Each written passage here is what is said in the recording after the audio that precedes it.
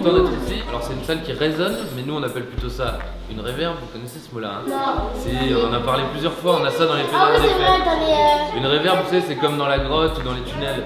Et c'est vrai que vous allez voir que cette salle-là, elle est plus grande que là où on est. Et c'est très très haut de plafond. Et du coup, ça, il y a beaucoup de réverbération. Ça résonne beaucoup. Donc à partir de ce moment, on est très concentré. D'accord? D'accord?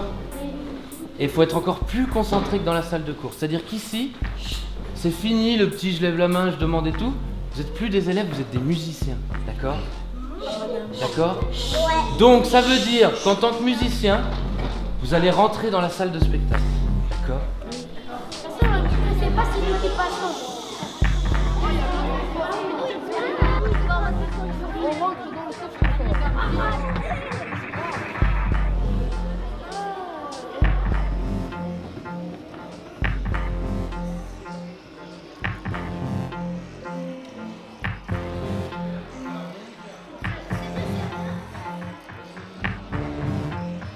C'est devenu presque une expression, c'est tiens, il y a les Kogumi, voilà, et puis Julien et Simon. C'est ce qu'on appelle une résidence d'artistes, donc ils sont venus s'installer à l'école 4 fois une semaine.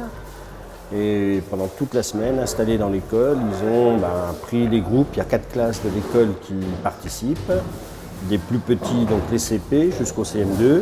Les enfants ont découvert la musique techno, mais pas celle qu'on peut connaître tout le temps, qu'on entend à la radio sans arrêt, donc c'est découvrir. Une musique, un style de musique, mais c'est aussi à travers cette activité-là de musique, c'est tout ce qui est l'écoute, le respect, la concentration, toutes ces choses-là. À mon sens, on ne peut pas faire de musique si on n'est pas à l'écoute de l'autre, etc. Hein. Juste, je vous donne des informations.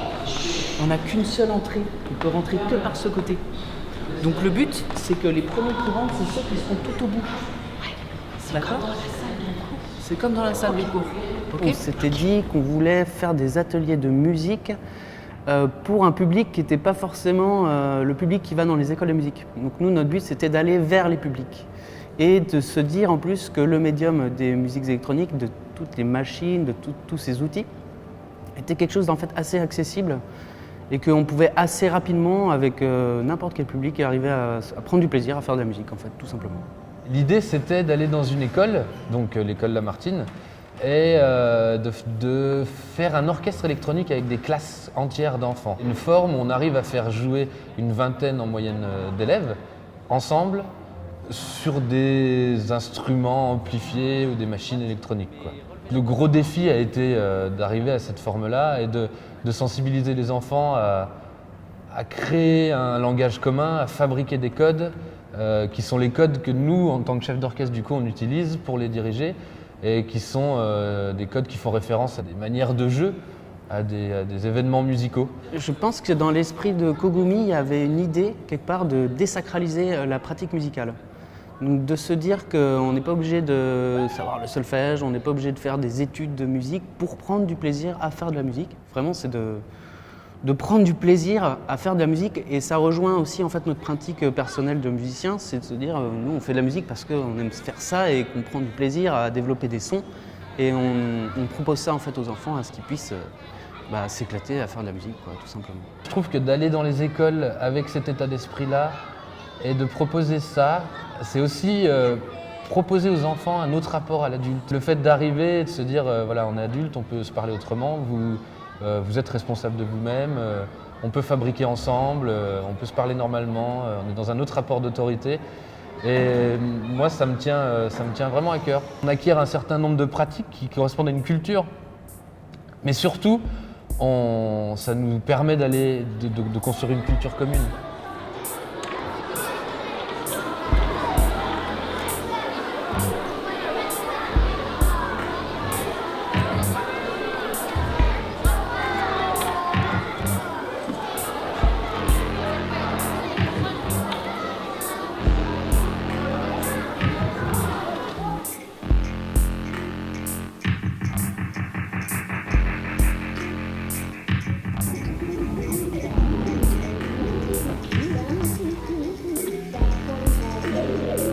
Ça sert à faire découvrir des spectacles, des pratiques artistiques, de faire en sorte que les artistes puissent aller rencontrer des habitants et que les habitants inversement du coup puissent rencontrer des artistes. C'est pour leur faire découvrir, j'ai envie de dire, un patrimoine artistique, culturel assez large.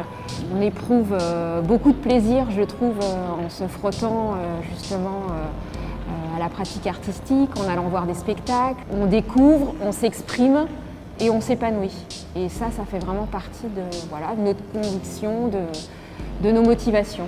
Pour continuer, c'est la classe de CE1 qui va vous proposer une composition de leur cru.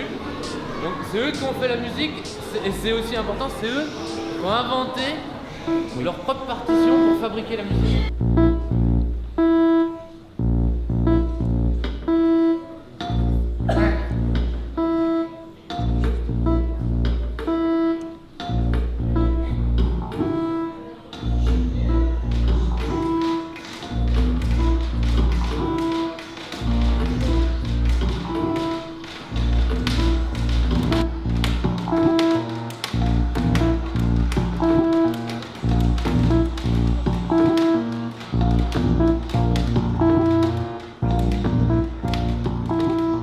Salle de concert, on nous connaît surtout pour la partie diffusion, donc nous il y a ça, toujours on fait des concerts, on accompagne les artistes, c'est un deuxième axe du projet, et puis il y a la médiation.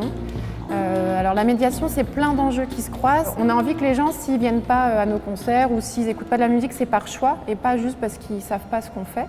Et puis il y a tout un autre enjeu qui est d'être dans le quotidien des Dijonnais, parce qu'en effet, on pense que la culture, la pratique culturelle, c'est aussi important dans une société que la santé, le sport.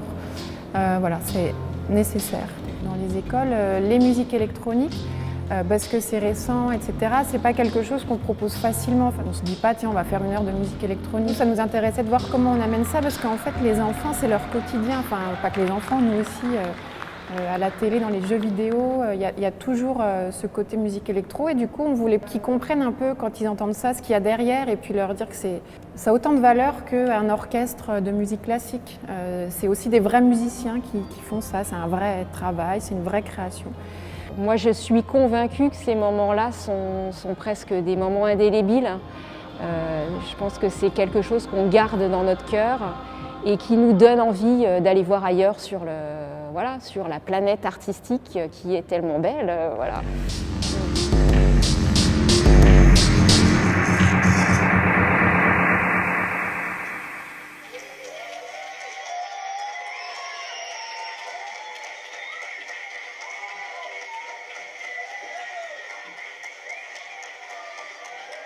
Thank you.